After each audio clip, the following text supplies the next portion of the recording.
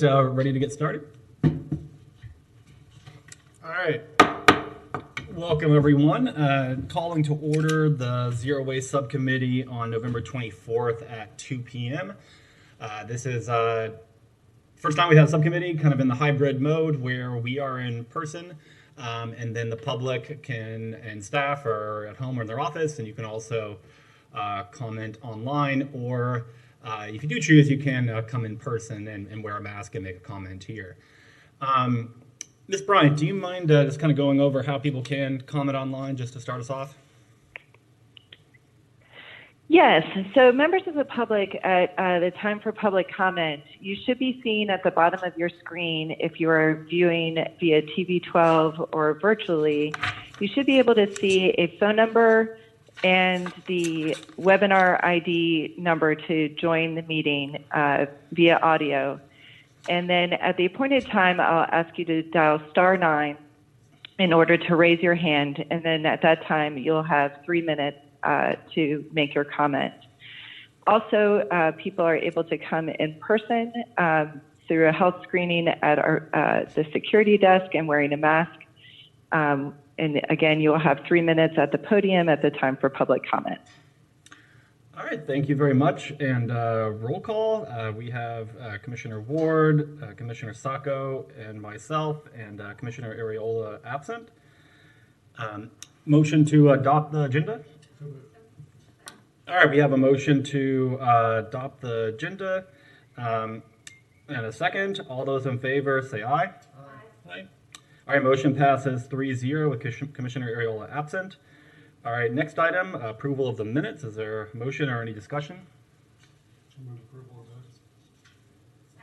All right, we have a motion by Commissioner Ward and a second by Commissioner Sacco to approve the minutes from the October 27th meeting. Is there any public comment on this item? Okay, so if you're a member of the public joining us virtually, if you would dial *9 from your phone, so I can tell if you would like to speak to approval of the minutes.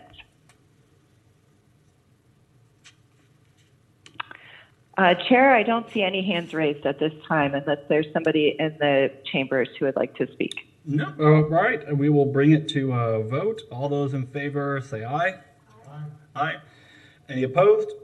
All right, motion passes 3-0 with Commissioner Areola absent.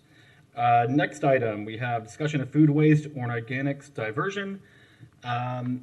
Himbach, are you taking the lead on this one? I think we have the USDA kind of foundation, and then also diving into what we discussed the last time as well. Yeah, absolutely. Do we want to do? You want to do the grant proposal? Yeah, let's do that first. Yeah. Okay. Get that out of the way. Let me. I had the other one up, but that's okay.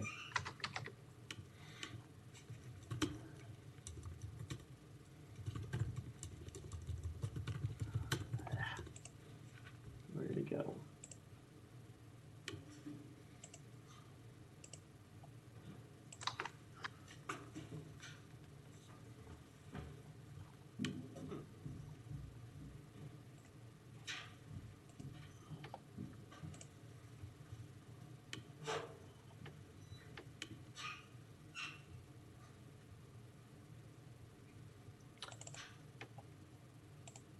It's not giving me access to the PDF. All right. We can always come back to it another time if you don't have access to it, or just quickly kind of go over what the grant is. We don't have to have a presentation. Yeah, I apologize. Here we go. I think I got it. Okay.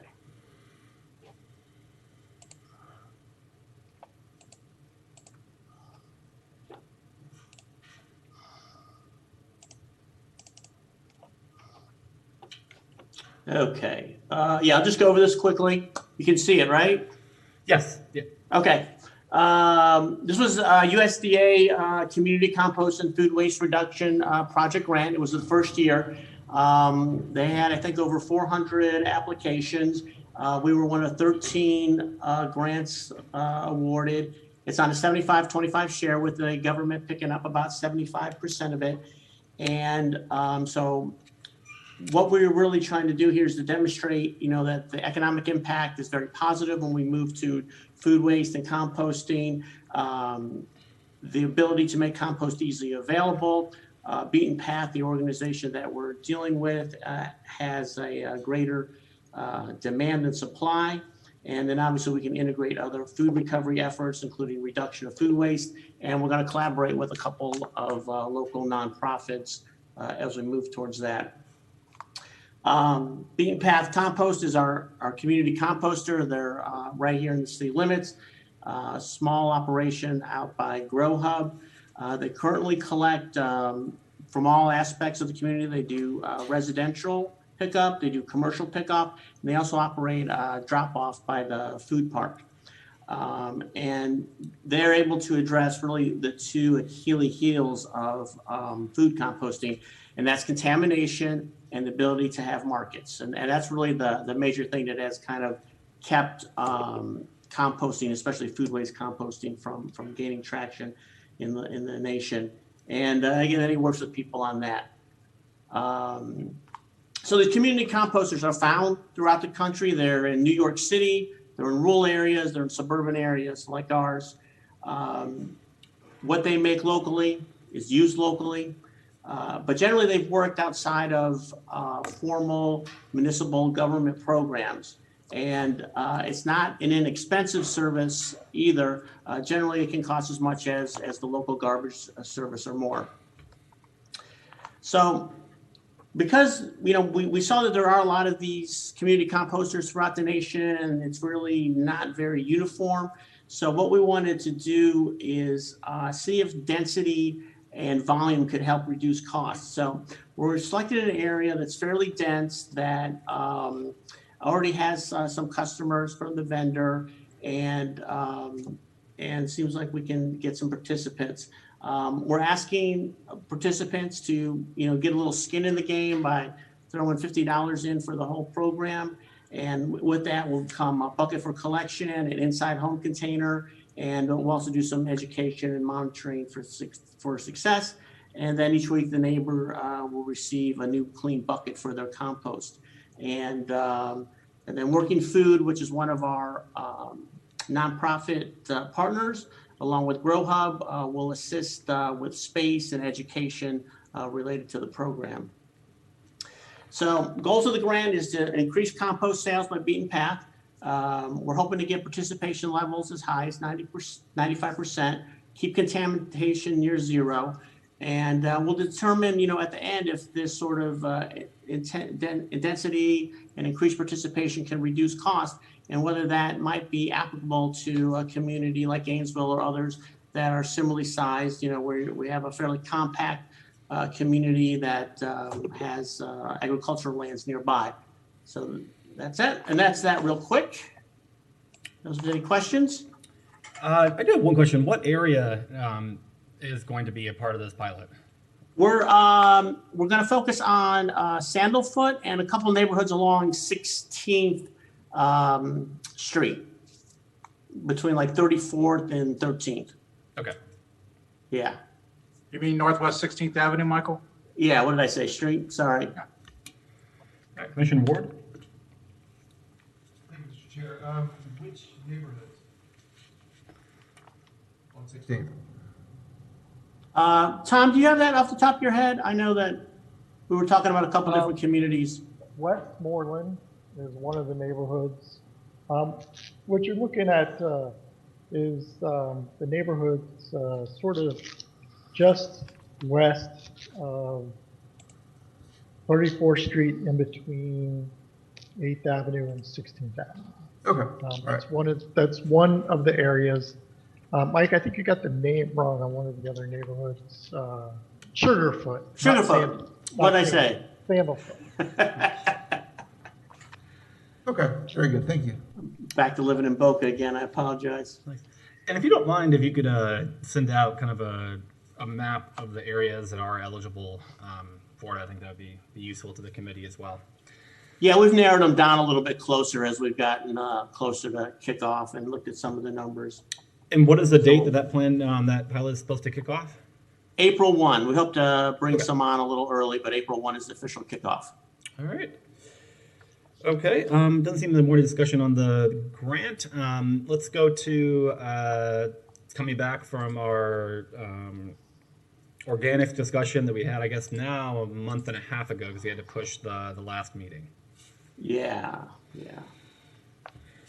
All right, yeah, so like you said, we had a presentation about a month and a half ago discussing food waste and some of the options and directions we can go. So we went back, we've kind of formulated some ideas in each sector regarding food waste, and we have some options to present to you today. And hopefully we'll get some feedback on that and be able to start putting some legislation together.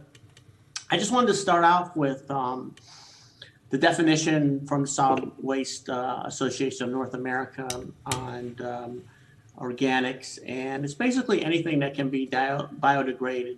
So a lot of times we have been talking about food and yard waste and things like that. That can include, paper, other food residuals, and things that have been contaminated with food. So your contaminated pizza box could certainly fall into that area, as well as food preparation papers that go with that.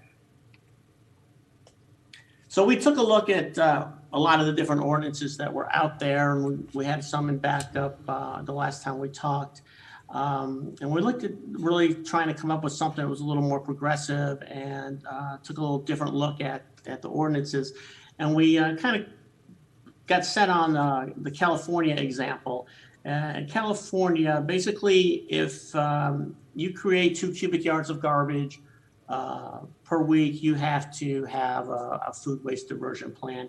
There's some exemptions for very small quantity, and some other exemptions are available too. But we kind of thought that really it should be based on how much food waste and organics you generate as opposed to the type of facility that you operate. And right now what we're proposing is to have, if a facility generates 1 cubic yard per week, they have to have a food waste diversion plan. So it does create some differences in who and what the players are. So for example, who might not be covered? A food-based business that has a lot of carryout. Maybe they don't have a lot of waste. Maybe they don't have a lot of food waste from their operations. On the flip side, breweries, food processors, other facilities that you might not necessarily think of. Businesses that catering on a regular basis may create enough organics and food waste to fall under that ordinance. And if you had a very large producer of waste, such as maybe someone at the mall, 1 cubic yard would definitely be created, but it would be a very small portion of their waste stream, so that might need some consideration. The other option is, of course, we can go with what's been done mostly in other locations, is to define the actual type of business use that is covered under the ordinance. So obviously restaurants, grocery stores, food processing, we could discuss schools and other facilities like that. And, there's always often exemptions for smaller size businesses to allow them ability to not comply, but kind of grow into the requirements. And then, of course, we discussed last time, what should be allowed for diversion. Obviously, human consumption is important and at the top of the hierarchy for this. Animal feed, we're finding that a lot of the material that is being diverted is going to animal feed in our community, so we think that's a good thing. Food composting, obviously, we talked last time about how the infrastructure is developing, and we're looking forward to moving forward with that. And then, of course, anaerobic digestion, if it ever becomes available, is another option. Last time we talked a little bit about the soil amendment ordinance in Alachua County. Our recommendation is to either the city move forward and adopt essentially that same ordinance. It's only a couple lines that need to be entered to the Code of Ordinances. Otherwise, the committee could recommend that staff could follow up with the county to try and get them to move forward on that ordinance. We also want to work outside of, an ordinances and always education and things like that. But one of the things that we've stumbled on that we think is really a great idea is there are numerous food apps out there that allow people that have excess food to find people that need that food. So we would like to work with local nonprofits and the business community to make them aware, whether that's, the city kind of developing one of the apps that's available out there, or working on developing something within the city is something that we are interested in doing. So we're basically recommending that we focus on commercial to start this off. That's where most of the waste is. That's really the part where infrastructure is already available, is already developing. There are already businesses that are doing a significant amount of composting from restaurants and other facilities. So what we're doing, but now as we move forward with some of the other components of the waste stream, I'll go into that a little bit. So with single family, we want to evaluate, the grant pilot project, and we want to see where that goes. Additionally, as we move forward with our collection contract, we're going to have some wording in there that either gets us a price for collection or allows us to bid that work separately. We still don't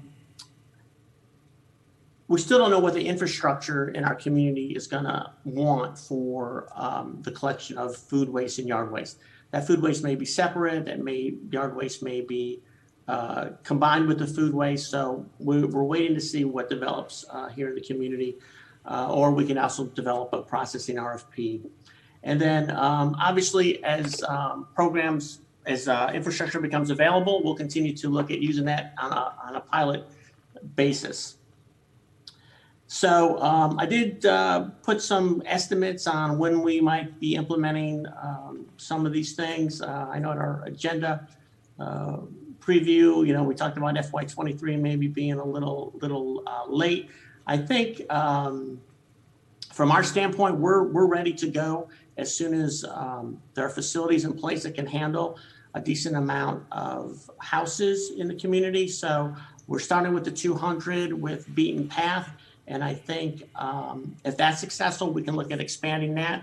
Otherwise, as Life Soil moves into town and as they develop the infrastructure, we've already had discussions with Life Soils and WCA to move forward on a pilot project. So that may be before FY23, but just a big, steady expansion of that is the direction we want to take. On multifamily, since we had some good experience with the USDA, and we think there's possibly some other future grant opportunities there. As with all waste management and multifamily facilities, it's difficult, takes a lot of work. What we'd like to do is apply the information we gather from single family, use that in the multifamily, and then start small and build upon that. And I put in some dates there, apply for grants in FY21, small pilot, and then expand each year to see where we can go with that. And then with organics at events, we've kind of forgotten about events in COVID. There's obviously a lot of events that the city has on its property and its right of way that has significant amount of waste, food waste and food consumption. So we definitely want to move forward with that. Our recommendation at this point is maybe we put events on a future subcommittee meeting and hash that out a little bit more, including how to collect cans and bottles and food waste, and getting event plans from people that are sponsoring those events. And that's it. All right. Don't see any questions popping up, but I do have a question on the commercial use and the cubic feet versus the business type. Yeah. And I guess one question is, if cubic feet, it may be difficult to enforce or figure out actually how much they are using and not, and that seems like it kind of an enforcement, not nightmare, but like it's maybe more difficult to find out exactly who kind of is using it or not using it versus a business, we know that a restaurant, we know the businesses that are the ones who do produce that kind of thing, and just kind of from a administration enforcement, have there been issues with that, or would you see issues with that using the cubic feet versus just a business? I see that the 1 cubic yard is, which is essentially 296-gallon carts, by the way. I see that it could be difficult. Some places might not have, regular production of that. The only thing is that it does provide a broader scope in which places would be under the ordinance. 1 cubic yard is kind of a starting point. If they're near that, we might not enforce it as aggressively. But if a business that didn't fall under one of those standards, like restaurants, did have a lot of organics, we would still be able to enforce that ordinance. So it is a little tricky, and it's probably the reason why many other municipalities and counties haven't gone in that direction. And is that cubic yard of just waste or cubic yard of organic waste? Of organics is what we're thinking. Okay.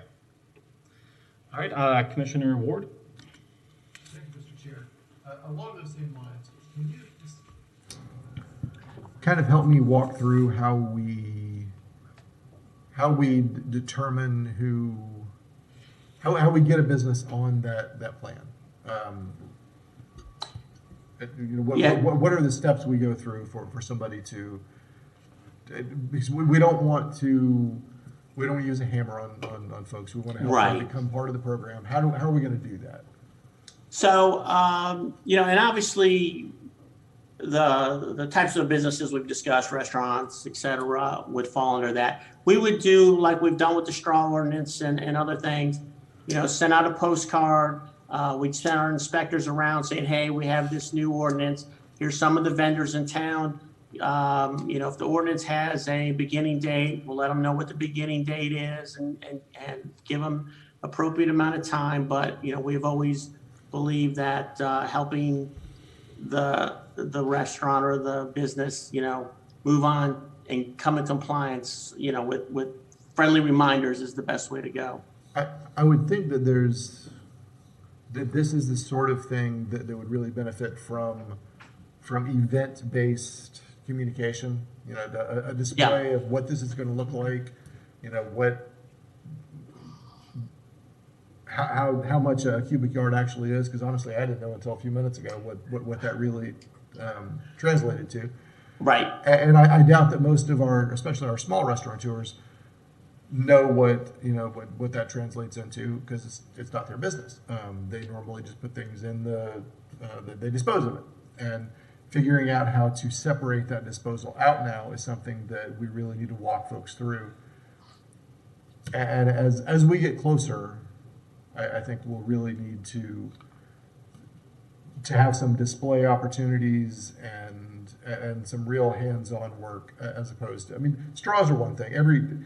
It's not hard to figure that one out, Right. Either you use plastic straws, or you find somebody to do paper straws, a distributor for paper straws. Right. This is a little more complicated and something that I think we can bring people into in a way that they'll appreciate and enjoy the process and be proud of being a part of it, as opposed to, here it is, here's your note card, we expect you to comply. Okay. Yeah. So just as we go forward, I think we're going to need to be really creative with how we work on this. Thank you. Commissioner Sacco. Thank you. So just one question.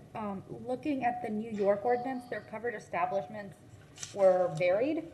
They had a multitude of different establishments, and I think that if when we go forward with this, that we may want to do something a lot more streamlined than have I think it's 11 different kinds of establishments and defining them by space of their business. So my concern is we have a lot of small itty bitty businesses that may not have I think the smallest one I saw was 2,000 square feet or 6,000 square feet for any one establishment. My concern would be, are we going to cover establishments based on waste production or the size of their establishment, or a combination of both? And if it's a combination of both, are we going to have different standards based on the size of the establishment? Does So that we, make we are sense? proposing based on the amount of waste generated. Okay. Some of the more traditional ones do limit, limit who has to participate based on square footage. And if the subcommittee wanted to go that way, we could develop ordinances more towards that way, or we could just, focus it more on the Purely what they volume produce. generated. Okay, on the amount. I think that would be a better way than a combination. That way it's everyone based on what they're producing. I was just concerned, given the examples given in the backup, that was something that drew my attention, and I wasn't sure if that was a recommendation or something we wanted to look at. But I think going waste generated base might be neatest, at least I want businesses to be able to understand what's happening. And if something applies to them. So if it's just like it's everybody based on how much you generate, I think that's the simplest route. So that was just my concern. Thank you. So on the cubic feet and looking at waste, how currently it's just thrown in, organics are just thrown into the solid waste stream, and if you're trying to figure out how much organics someone is throwing away, how do you even come to that and figure that out for a business if they don't have to do it and they'll just throw it in the waste? Like, how do you get it to actually separate it out to actually track and see if they are meeting the minimum, I guess? Yeah, I mean, I think, it starts with just a flip of the dumpster before collection day and kind of an evaluation of that. A lot of times you'll be able to rule people out, for example, an office building very quickly. It's the other ones that are a little more marginal where they maybe have some mixed use, or maybe there's a lot of eating in that establishment that we'll have to spend more time evaluating that material. And, we're not against, kind of jumping in there and seeing what's going on. You can also, I think a lot of people are going to react very rationally to it, and many people will be eager to do this. Seeing no other, Commissioner Sacco? One last, and maybe a dumb question. Can you visualize for me, like maybe using Rubbermaid containers, how much 3 cubic square feet is? It's 1 cubic yard, so it's 3 by 3 by 3. But our largest garbage carts are 96 gallons, and 2 of them is approximately 1 cubic yard. Your largest, like the tank? Garbage carts, Okay, like the ones that you put out? like at the curb. Okay. So 2 of them would be almost 1 cubic yard. Okay, thank you. I just had no idea visually, what Yeah. that looked like. This is 3 by 3 by 3, so turn it. The box We we're are in. kind of The close box to we're it. in. Yeah. Okay. Yeah, that's pretty close, I think. Okay, thank you. We are cubic yards. So I would like on the timelines. I do think we should go a little faster, and I think one of the things that is important that we do put into the ordinance is our timelines, and saying when we'll hit 25%, when we'll hit 50%, 75%, and then this is when 100%, and then have that in the original ordinance. It can always be changed by future commissions, but at least if things come up. But I think having that allows a very clear path for the residents of our community to know what's coming. Also, I think for one of the other major ones is for on the organic side, is for companies like Life South, or not Life South, Soil, the companies the companies that will be maybe handling their organics and composting, they can predict what the future will look like, so it will reduce their risk in creating facilities too. And then on the multifamily, I do think that is one of the areas that I think we get the most complaints with on recycling and everything, and I do think that's an area that we should not just kind of let by, but also have in the ordinance. And then also on the soil amendments, I think that came before the Joint Water Policy Committee before we talked about it. And so they have not moved forward on that ordinance. Is that correct? That is correct, yes. Okay. Yeah, I guess I'd be interested to see more about that, and maybe if you could send that out to the commission, that can be a future, or to the committee, and that can be a future discussion point if the committee's okay with that. Yeah, I'll try to get a little more background on Okay. what happened with the county and report on that maybe at the next meeting real quick. Yeah, and I think probably maybe one of the county, they might be able to explain kind of about it too, as well. So kind of where they are. So as a path forward for us, what is the committee's thoughts on really just trying to narrow down this language so that we can have really a sheet that everything that might be in the ordinance that are decision points, so that we can, and I think we're getting close and having some of them have dates, some of them on these different things, and having, maybe it's a sheet, maybe it's a couple sheets, but really just trying to figure out exactly the points, the policy decisions that are going to be in the ordinance, and then have that come back in January. And then once we get that, if there are any kind of areas that you all have questions on or not really 100% sure, and they're kind of major policy points, we can kind of make a decision at that point. But I think that's one of the most important things for us to hash out all of the details so that we can then give that, and that can be, okay, now start drafting the ordinance. Here are all the policy decisions that are done. Does that sound good to the committee? Okay. Yeah. Yes. I think that's a great idea, just so that we can get the ordinance initially passed and then begin to put some of these programs, into the sort of standard operations of the government. One question I had was regarding the Zero Waste Comprehensive Plan that I know that we had prioritized initially, because that's going to be sort of our guiding light, because eventually when the ordinance becomes standard operating procedure, the ordinance itself, unless we put into it specific dates and updates for when we initiate either new programs that aren't ready yet, that need to be introduced down the road, that plan is going to dictate the policy for how we change that ordinance and how future commissions change that ordinance. So I want to know where we're at with that comprehensive plan, if we can get an update from it. We have a draft, and we are going to be getting with stakeholders in January. Our consultant will be reaching out to stakeholders in January, and then there will be a final report shortly after that. But I will say this about this, and I've been saying it for a while, there's not really any surprises in there. A lot of the things that we've already discussed and directions that we've taken are pretty much addressed in that plan. So good. While we're waiting for that official version, we're moving forward.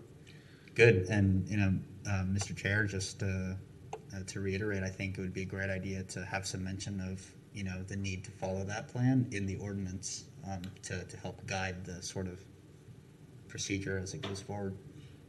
Yeah, Commissioner, well, I think it's a great idea. Maybe we put in the ordinance that the commission has to revisit it every few times and look at it. And there are things in there, to your point, that are not really technologically feasible yet.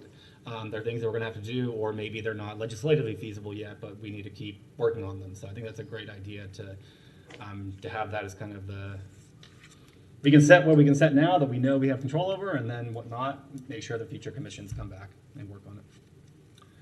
All right, I'd like to open it up to the public. Is there any comment on organics? Ms. Bryant? Okay, yes. If we have anybody any members of the public and the attendees list of the virtual meeting, if you would like to dial *9 or use the raise your hand functions on your computer to let me know you have a comment to this item.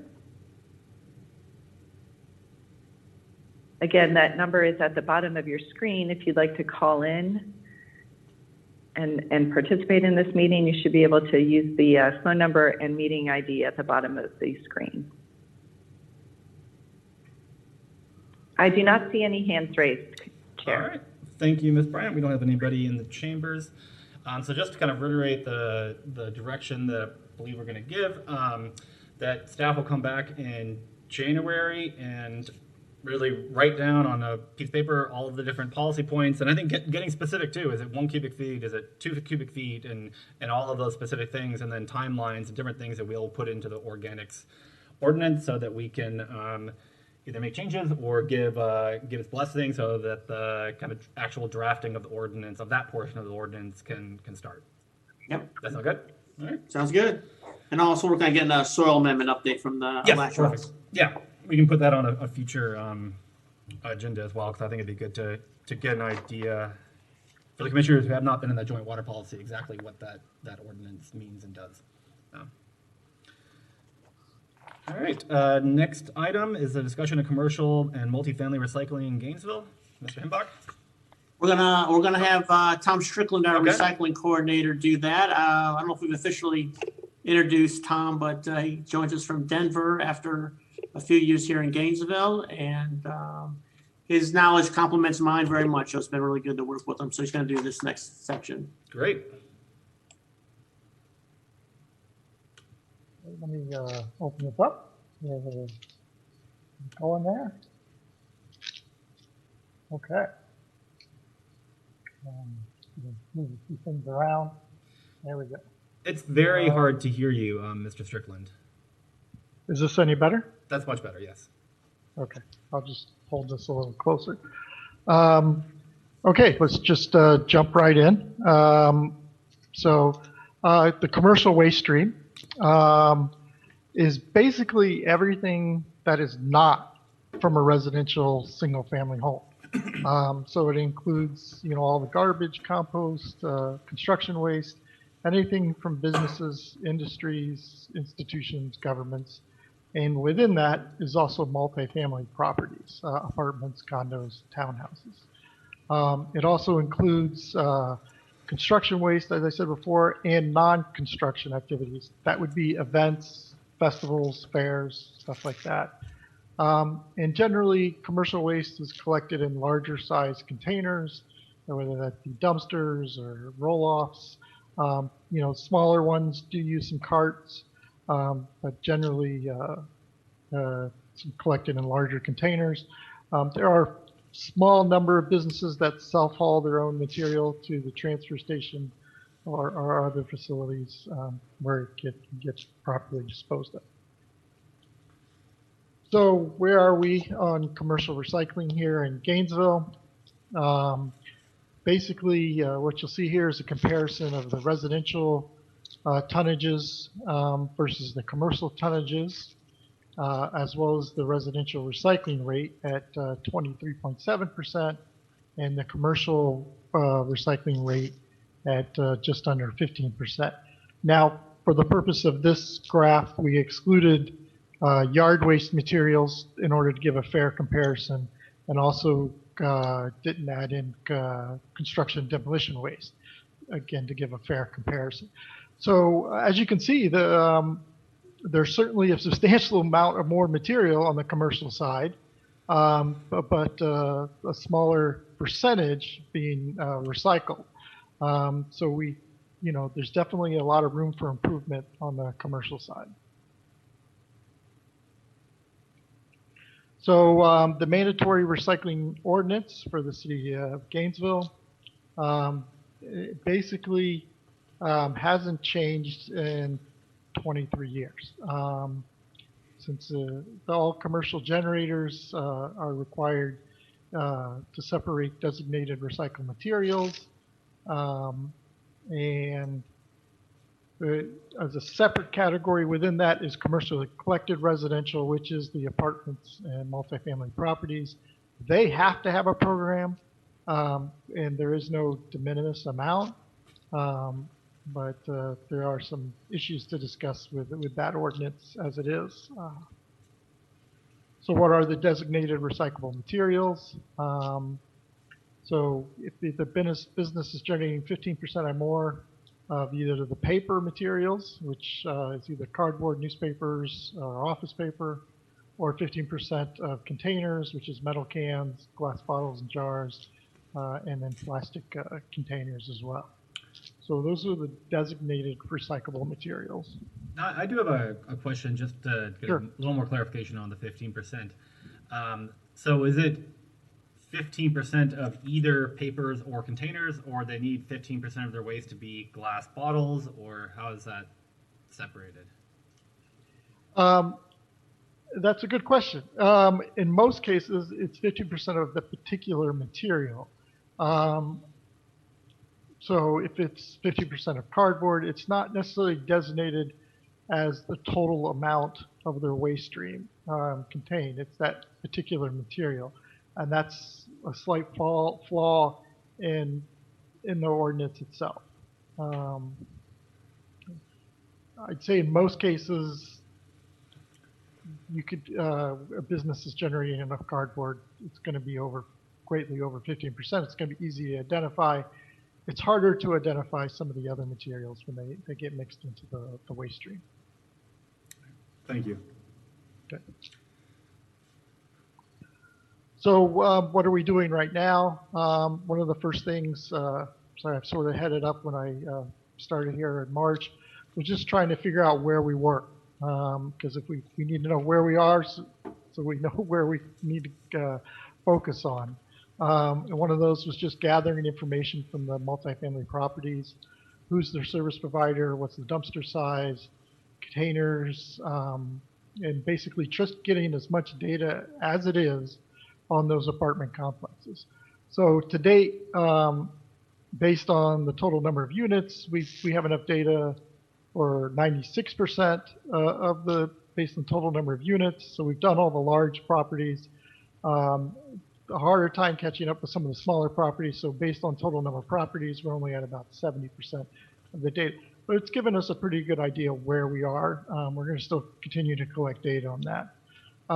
Also working with individual properties on better labeling their recycling and working with the haulers on improving what's out there right now with the existing program, just making things a little bit better for what's happening right now.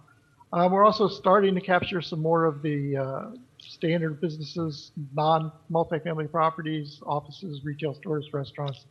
Just, again, information on who's their hauling company, what type of service they have, and other information to that.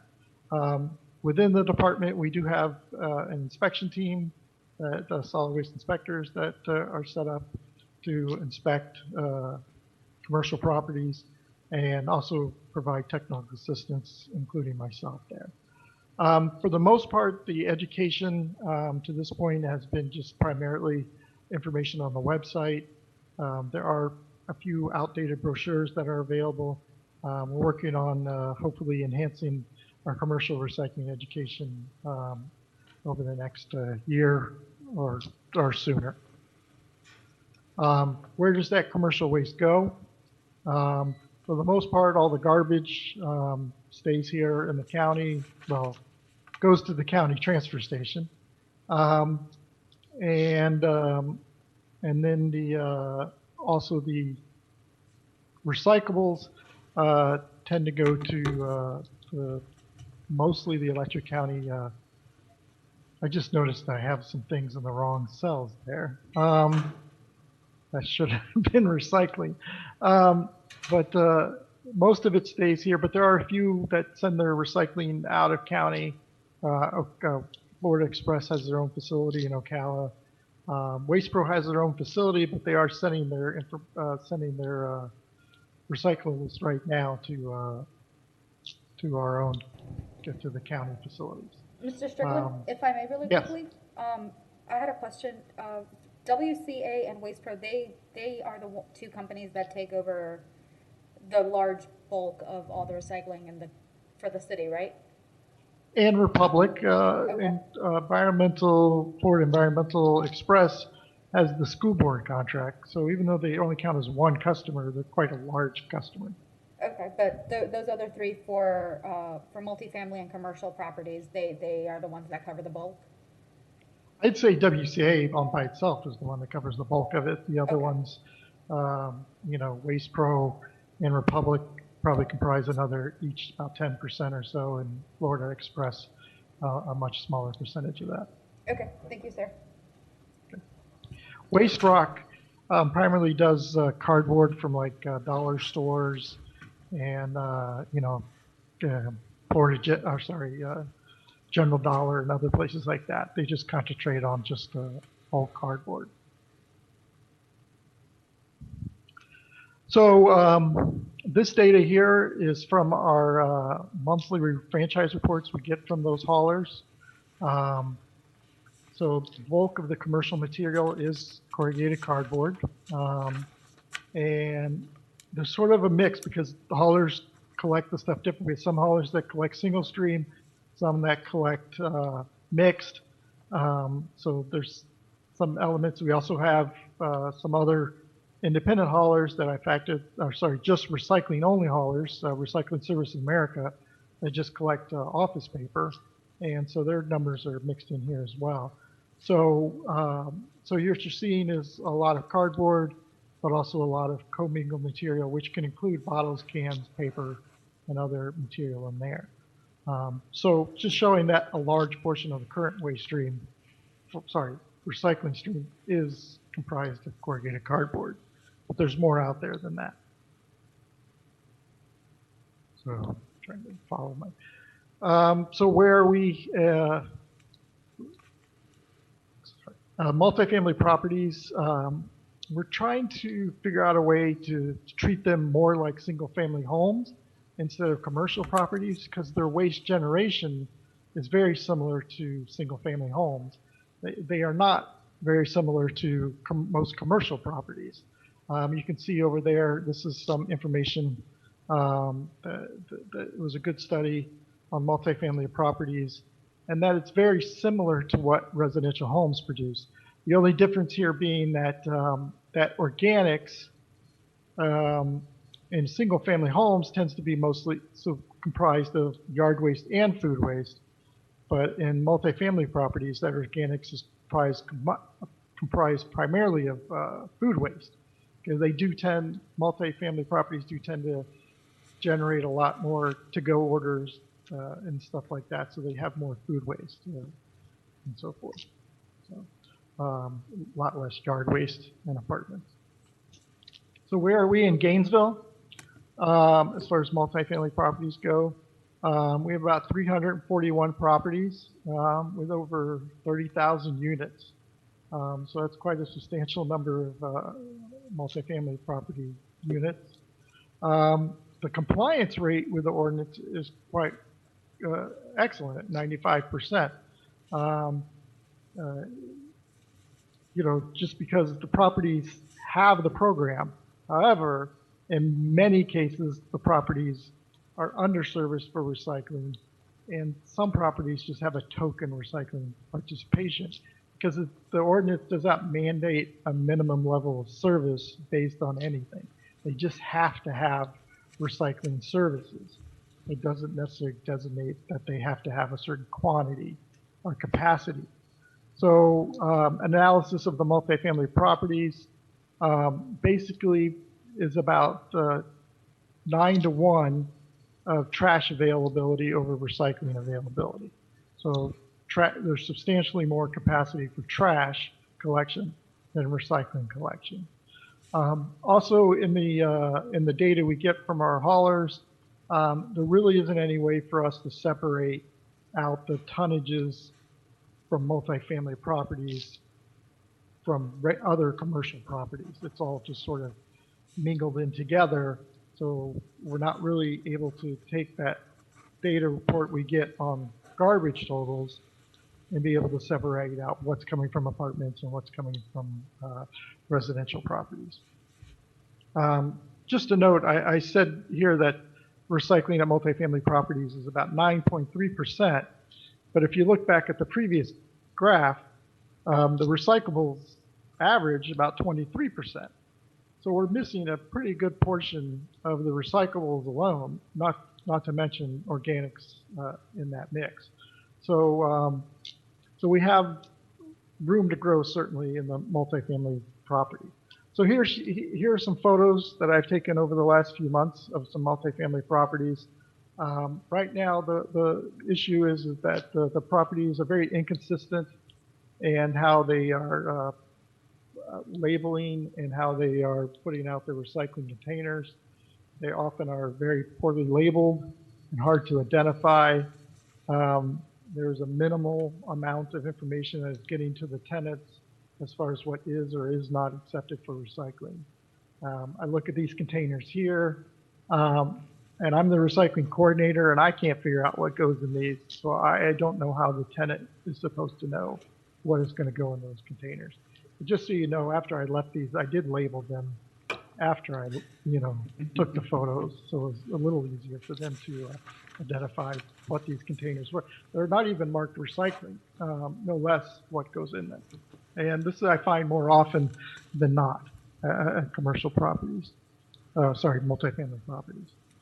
Some other issues we have at multifamily properties is that the containers are overflowing. There's a substantial amount of contamination. Properties don't have the adequate space they need to dedicate to recycling services. And also an issue that we're increasingly having is large amounts of cardboard during move-in, move-out periods, and that getting thrown in the waste stream or not getting recycled. And you just look at these photos here. If you're somebody who's actually trying to recycle and genuinely trying to do the right thing, you're going to probably be pretty discouraged when you get to those recycling bins and trying to actually do the right thing. So one of the issues we're also having with multifamily properties, which not just us, but everybody has these problems, is that you have a certain amount of residential turnover.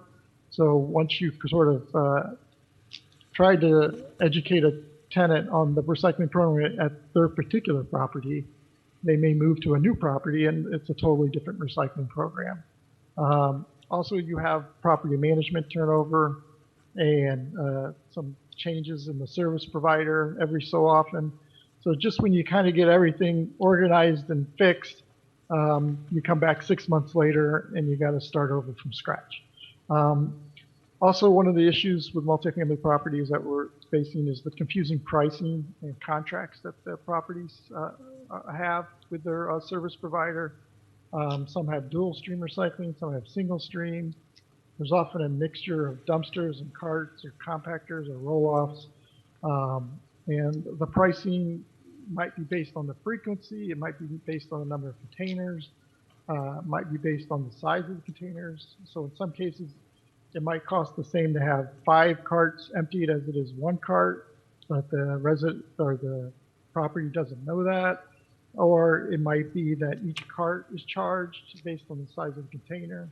It's just, it's basically the pricing is just basically the wild, wild west out there. There's no, you cannot compare A to B or B to C. It's different at every single property. That being said, there are a few diamonds in the rough. Here's a couple examples of what I would consider some quality recycling setups at some apartment complexes. Here they're nicely organized, they're nicely labeled, it's clean around the service area. It's an adequate level of service based on the trash level that's available. So it can be done.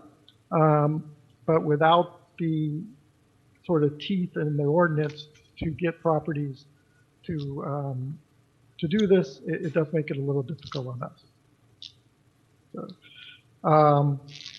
So some of the changes we might consider would be to base service on base service volume for garbage and recycling on the total number of properties at the units at the multifamily property. This would seem to be more equitable price structure. It would ensure adequate levels of service and also would increase recycling access and participation.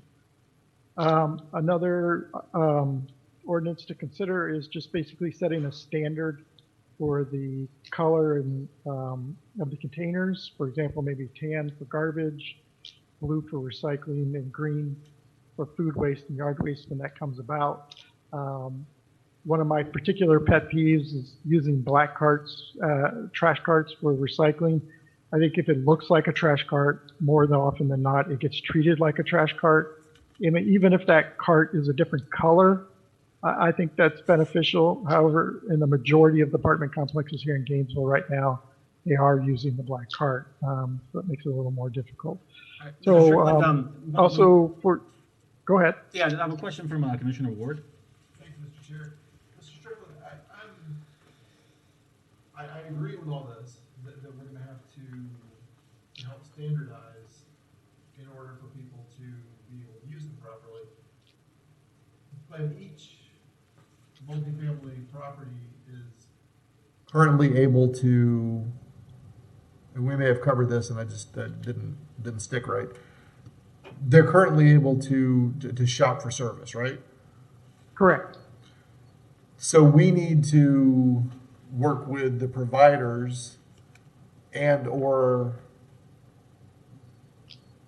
change the opportunity for them to shop the service in order for this to work. Because as long as they can, just with an unregulated model, make up their own rules, we are never going to get any kind of compliance. Correct. Am I off track on any of this? Okay. I'll check. It's, for me, certainly compliance is important.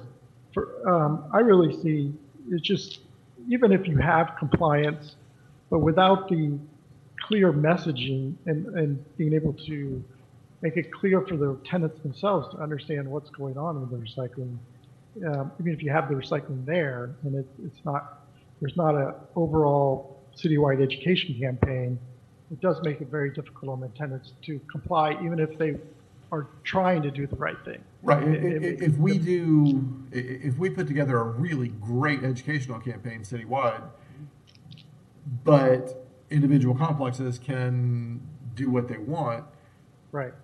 it's not going to work. I mean, if Correct. the colors are different from one apartment complex to another, and people move every year that they're here for 4 or 5 years, they're just not going to bother. They're going to put everything in the tan or the black container, or whatever.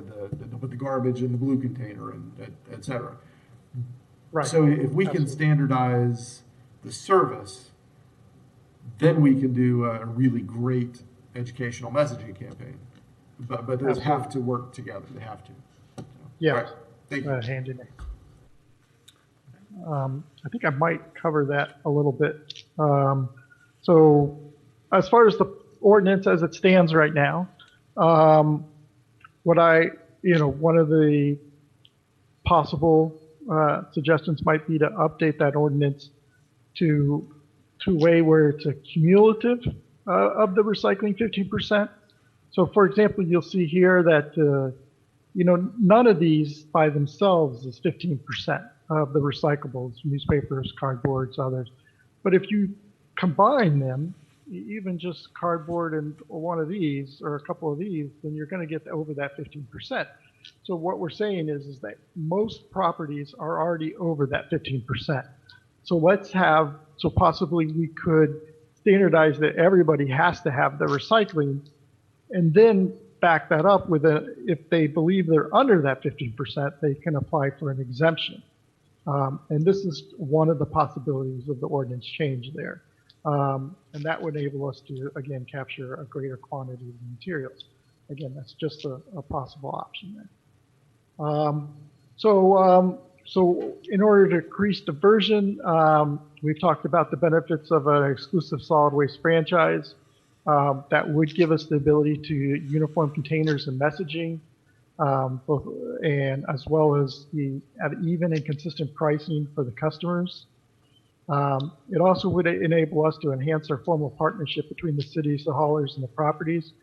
Right now, it's a little bit of a struggle between balancing. Okay, what does the property want? What does the hauler offer?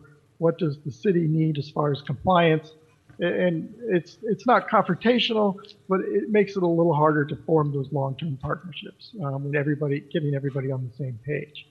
The city also would have greater input on the type of recycling programs that would take place on properties. Again, we've been proponents of the dual stream over single stream, just because the contamination levels are much lower, and that would give us an opportunity to have a little bit of say in that. Not to mention the reduced truck traffic and emissions. Oftentimes you'll have 5 or 6 properties all right next to each other, and all 4 of the companies, collect right there. So there might be some collection efficiencies where if you had just the exclusive contract, the collection vehicle just go from one property to the next, to the next, to the next, and then the number of miles traveled between services has been greatly reduced. Another opportunity with an exclusive solid waste franchise is that we'd be able to manage the bulk items at multifamily properties a little bit better. Right now, basically, properties at the end and beginning of the semesters just put out roll-off after roll-off. And a lot of those bulk items just end up crushed in those roll-offs. There's no reuse, there's no recycling going on with those bulk items at all. And there's a great opportunity there to get some of those reusable materials out of that and be able to take them out of the solid waste stream. Also, exclusive solid waste franchise would enable us to get those very small quantity generators and merge them into existing residential routes, where that, it's a small office, but it's on the edge of a residential neighborhood. They don't produce that much waste or that much recycling, and the regular standard household cart and blue and orange bins would be more than adequate for them. There wouldn't be a need for a dumpster and commercial service there, and we'd be able to merge them in with the routes that are already collecting that area. So that's what I had there. Thank you. And I guess we'll take more questions. All right, thank you, Mr. Strickland. Commissioner Sacco. So I definitely agree on the policy changes to consider. I do think that we should, going forward, we should look at a base volume of the garbage based on how many units a multifamily property can have. I know mine, for example, has just one of the rolling carts for all of the cardboard and paper for about 50 units. So it's always full. But I know talking to students who live in larger multifamily apartments that it's always been a consistent problem where they just don't have enough. They may have a bin or one small cart for recycling, but that's it. So I think basing it on how many units are on the property is the way to go to have, so everyone has the opportunity to recycle. We have to be able to give them the chance to do it, because otherwise it's just a facade of like trying to help and not actually making it possible. One thing I did want us to consider is mandatory posting at the site of trash or recycling. And I think that could address the turnover of residents or property management, where if you've kept the same contract for trash or recycling, that it be posted there in something that's weatherproof, of what this company does recycle, if it's single stream, if it's dual stream, what can go where. Because I know that that's another problem, but it might it might help with the turnover issue, where it's there and it's been posted permanently. And you can remove it if you change the contract for who you have to haul away stuff, but it does give everyone, as you take out your trash, that knowledge, and it's part of that educational component. And I think we talked about something similar in the rental subcommittee, to have posted somewhere what your rights are in the unit. But I think having something similar posted with the wherever the trash and the recycling is, or both, if they're separate, might be a good consideration. Thank you. Thank you, Commissioner Sacco. Yeah, on the recycling, I think, I'm trying to remember, I think either it was Office of Sustainability or Office of Off-Campus Housing. I think the number one complaint that they have had for years, if not decades, is recycling and waste in multifamily housing. It's one of the number one complaints is just poor. And as we see, we have an ordinance that's 23 years old and hasn't really changed with the times. I do have a question. So at multifamily apartments, there's currently a wide variety of single stream, 3-stream, 4-stream, 2-stream. How do you see that working for multifamily if we went to a single hauler? Because I do think that's the way that we can actually make this really work and have, to Commissioner Ward's point on education, we're going to have to educate all the time with the high turnover that we have. And if we can have one message that's across the city and everyone has the same colors, it makes it much easier to do different ads. But how do you see kind of that mix for either commercial restaurants or multifamily on the single stream, dual stream, 3-stream, like a glass factory, for example, would probably they would definitely just want a single stream for glass. Yeah, no, I think, with multifamily in particular, and we would have a dual stream system, and that exclusive franchise hauler would provide the same carts or provide the same dumpsters at each facility in town. And, it just as we'd have a posting, maybe we could do a mailing, or we could require that property manager to, every October or September, notify all your residents of what the recycling program is in that community. So I think there's as much as multifamily is a problem with the turnover, each time you get a turnover, you actually have an opportunity to educate again. Okay. Yes, a standardization of the recycling containers would make communicating with just the residents and the property owners much easier. Right now, like I said, the programs vary substantially between one to the next, so it's hard for us to develop a universal communication at all. And it's on a one-by-one basis, which we can do and we are doing. It takes substantial more time to go to each apartment, figure out what their issue is, what they collect, where they collect it, and figuring out their program. And then you go 100 feet down the road to the next complex, and it's entirely different program.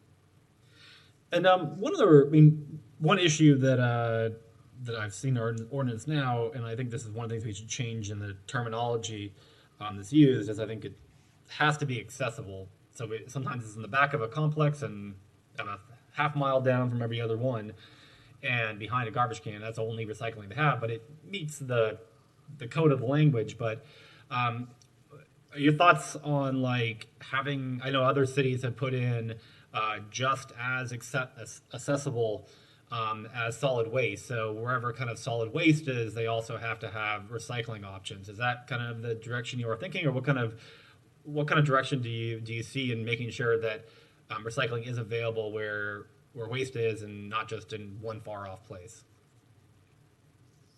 I can take that, Mike. Yeah, go ahead. I think just as accessible for trash is ideal for most properties. We do have some properties that are very tightly spaced, and having as equally to the trash would be a little bit difficult just because of space limitations, because they may have room for a dumpster here and then recycling container over here, but they don't have room for those two next to each other. There's some properties that have some issues with that. Some of your larger properties a little further out of away from campus are large enough that is certainly doable to have as equally accessible as trash. And I guess we could have exemptions for ones that, hey, I can't do it, so here is my plan to do it otherwise, and solid waste, I guess, would have to approve it. Is that kind of would be thought for that? Yeah, that's perfect, because I was just going to point out, it's both an issue of quality and quantity, and there will be facilities, multifamily properties where you're like, oh, I got to make this a little less accessible so I have a better quality recycling. So if they can work with staff on that's even better. And I do like your idea on the smaller ones too, of just mandating it, and then if they don't produce it, then they can file for an exemption. But most places, including offices, there's tons of just recycling that just goes into the trash. Right now, the onus is on us to prove that they have 15% by volume. I'd rather be the onus to take the smaller number and say, okay, you need to help us show that you don't have 15% by volume. And then Here's an example of the one where it's as convenient as trash, the blue containers over there. Yes. That's a well-designed system. And then on the bulk items, we were going to do a pilot this year. Is that correct? But that because of COVID, it didn't move forward. But, Right, exactly, yeah. okay. And no, I definitely do think that's the great opportunity to look to reuse those. I remember when I was in college, I would go around there and take stuff and then go sell on Craigslist, and I would make a few $1,000s a year from getting stuff out of there. I have golf clubs and bike too, actually. For that. Commissioner Ward. Thank you, Mr. Chair.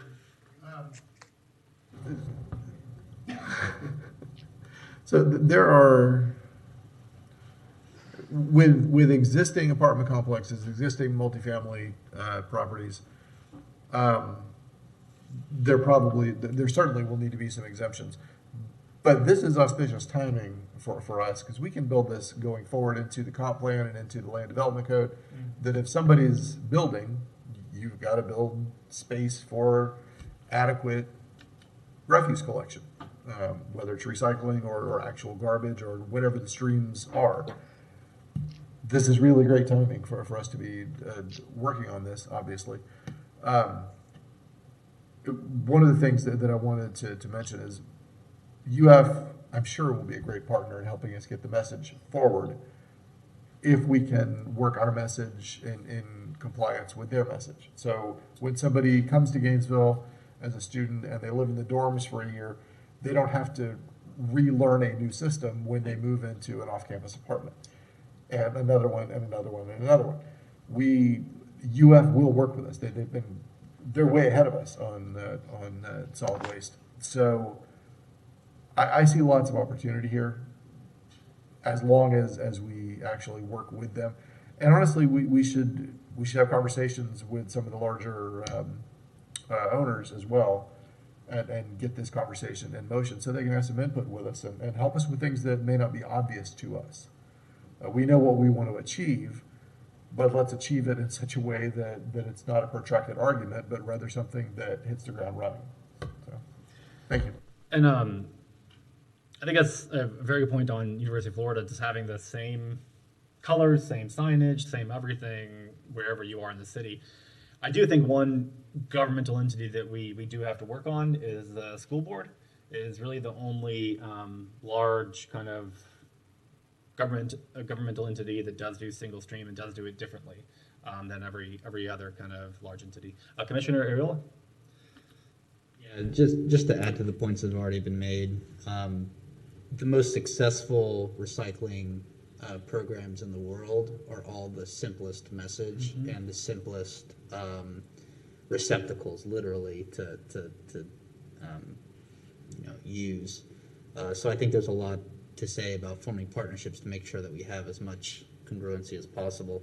The thing that really struck me on that graph was that our commercial waste is almost over 200% more than the multifamily.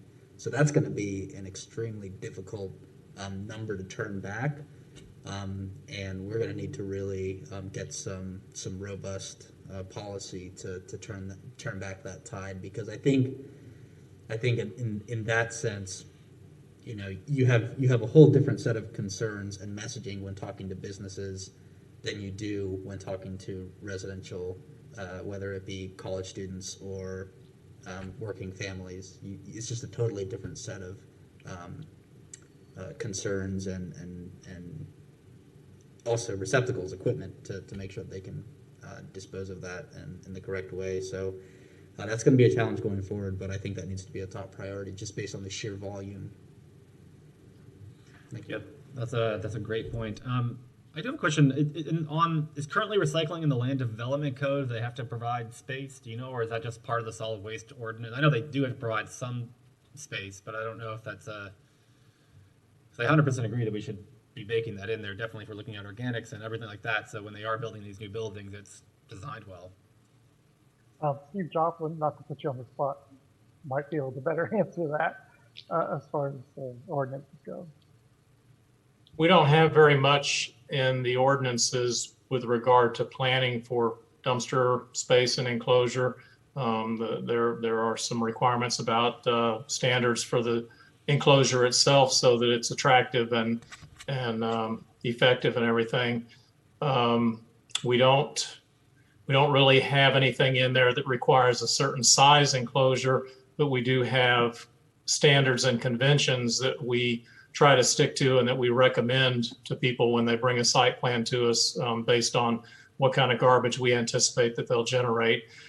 At the moment, because we're not where we hope to be with the zero waste program on recycling, with a lot more things being in the recycling stream, like organics and possibly even finding a way to reuse bulk and things like that. Because we don't have those things in place yet, we are not currently requiring the size dumpster enclosures that we might require once those things are the norm. So we do manage to impose some standards on site plans, but we don't really have very much codified that requires it. So it sounds like there's consensus to move forward on the recommendations. I think this pretty much covers most of it. I think similar to organics, it's just coming back with more specifics on exactly what those changes might be to the ordinance, and then bringing those back in January. Are there any does that sound good to the committee? Okay. That way we can kind of get into the meat of it, but I think what's laid out is good, and there's just some small changes will make some big differences. I also do think reaching out to the University of Florida and talking to them about their messaging. I don't know if it's the point yet or not, but and one conversation I don't know when we'll have, but I do think the school board, we need to talk to them about that, because that's where everyone is learning how to recycle, and then if you get out of there, it's completely different. But I'm not sure when the time is for that, but that's something we should consider too. All right. Just to add to that, I came here from Denver, and we rolled out the recycling program for a residential program, and we were able to, after a few years, bring on the schools into the same program that we had for the residential program, identical. And that was really a great benefit for us, because what they learned at school was the same recycling they learned at home, and what they learned at home was the same at school. And it really just made the program just grow by leaps and bounds, because we didn't have to explain it two different ways. Yeah, no, I think that's probably the best path to go. I guess one question, can staff look into seeing when the school board's kind of current waste contract is complete or going up for renegotiation? And that kind of maybe time it with that as well. Yeah, absolutely. We'll look into that. All right, thank you. All right. Any other? So yeah, I guess come back similar with organics of kind of specific changes that you all would be proposing, and then we can discuss that in January. I'd like to open up to the public. If anybody would like to talk about commercial or multifamily recycling. Hi. So anyone from the public, if you are in the meeting, you are welcome to raise your hand by either dialing *9 or using your computer to raise your hand feature. If you're not in the meeting, there is a number and meeting ID at the bottom of the screen that you can call in right now to participate in the meeting. So let's wait one moment to see if we have any responses.